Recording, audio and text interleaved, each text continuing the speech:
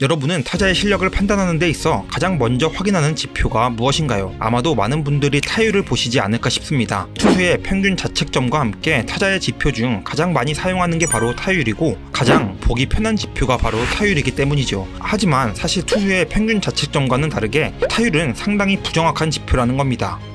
타율이 부정확한 지표라고? 네, 그렇습니다. 클래식 오브 클래식한 지표이고 몇 번 중에 몇 번을 쳤는가를 가장 편하게 보여주고 구분할 수 있기에 아직도 제일 많고 먼저 보여주는 지표이긴 하지만 사실 타자의 실력을 판가름하는 데 있어선 사실상 거의 5순위 정도의 지표일 뿐이라는 겁니다. 아마도 라이트 팬분들이나 이제 야구를 좋아하시는 분들은 이게 무슨 소리야? 라고 느끼실 수도 있겠습니다. 하지만 정말입니다. 타자의 타격 실력을 판단하는 데 타율은 사실 좋은 지표가 아닙니다. 흔히 야구는 확률 게임이라고 합니다. 이유는 간단하죠.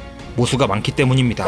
NBA가 한 시즌에 치르는 경기가 82게임이고 프리미어 리그가 한 시즌에 38게임을 치르며 NFL은 한 시즌에 단 17게임에 불과하죠. 하지만 MLB의 경우엔 162경기를, KBO의 경우엔 144경기를 치를 정도로 야구는 압도적인 경기 수를 자랑합니다. 즉 많은 모수로 인해서 통계값은 안정이 되고 당연히 확률은 신뢰도가 올라간다는 거죠. 거기다 그라운드의 상황이 모두에게 동일한 조건인 타자 vs 투수라는 통계적인 상황이 부여되기 때문에 기타 다른 스포츠에 비해서 안정된 표준색출이 가능하기까지 하죠. 그래서 야구가 확률의 스포츠라는 이야기가 나오는 이유입니다. 그런 측면에서 보자면 확률의 수치를 그대로 갖다 쓴 타율이 중요하지 않은 지표일 수가 있는가? 라는 물음이 나오겠죠. 아주 단순하게 쳤는가 치지 못했는가라는 확률이란 측면에서 봤을 땐 타율은 가장 직관적인 지표임에는 틀림없습니다. 하지만 타율은 아쉽게도 야구의 특성을 고스란히 담아내지 못했습니다. 바로 야구는 베이스가 4개라는 사실을 말이죠.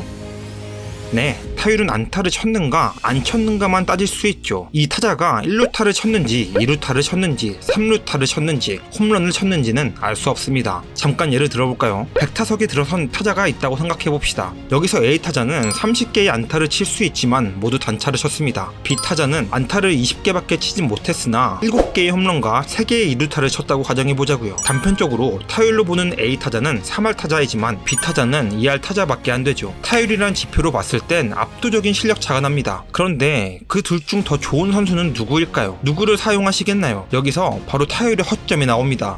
안타 개수는 10개밖에 차이 나지 않지만 총 진루한 루타는 A 선수는 30개이고 B 선수는 안타 10개, 홈런 28개, 2루타 6개로 총 42개입니다. 그냥 박스 스코어 또는 방송사에서 띄워주는 타율로만 판단했을 땐 절대 B의 선수는 좋지 못한 선수입니다. 하지만 실제적으로 더 많은 진루를 이끌어낸 건 B 선수인 것이죠. 이렇게 타율엔 허점이 너무 많습니다. 심지어 1루타의 경우엔 볼넷으로 나가는 것과 몸에 맞는 볼로 나가는 것과도 큰 차이가 없죠. 앞에 득점권 주자가 없다면 그냥 1루를 출루하는 의미밖에 없습니다. 한편 타율이 실제 타자의 성적을 얼만큼 보여주는가에 대한 질문에 대해서 미국 세이버 매트리스 협회에서 통계 연구 자료를 냈는데요. 결과는 다소 충격적이었습니다. 타율이 타자의 실력 지표를 나타내는 정확도는 단 53%밖에 되지 않았다고 합니다. 그만큼 타율 하나만 보고 선수의 실력을 판가름해선 안 된다는 뜻이겠죠. 그럼 현대 야구에서 타자의 타격 실력을 가장 잘 보여주는 지표는 무엇인가로 결국 사고의 흐름이 갈 수밖에 없습니다. 그 결과 가장 직관적이면서도 타자의 실력을 보여줄 수 있는 지표가 있었던 겁니다. 그게 바로 OPS라는 지표입니다. 출루율 플러스 장타율을 더한 이 단순한 지표는 타자의 실력 지표를 보여주는 정확도에서 87%의 정확도를 보여준다고 합니다. 즉 훨씬 객관적이면서도 실력을 판단하는데 좋은 지표란 뜻이죠. OPS의 기준을 대강 말씀드리자면 OPS가 0.900대면 최상위권이며 OPS가 1점이 넘어가면 MVP급 타자라고 할 수 있으며 OPS가 1.1을 넘어가면 레전드급의 활약이라고 볼 수 있습니다. 그런데 OPS도 100%의 정확도는 아니기 때문에 보다 더 정확한 스탯을 만들기 위해 노력했고 세이버 매트리스의 아버지 톰 탱고는 두 가지 지표를 만들어냅니다.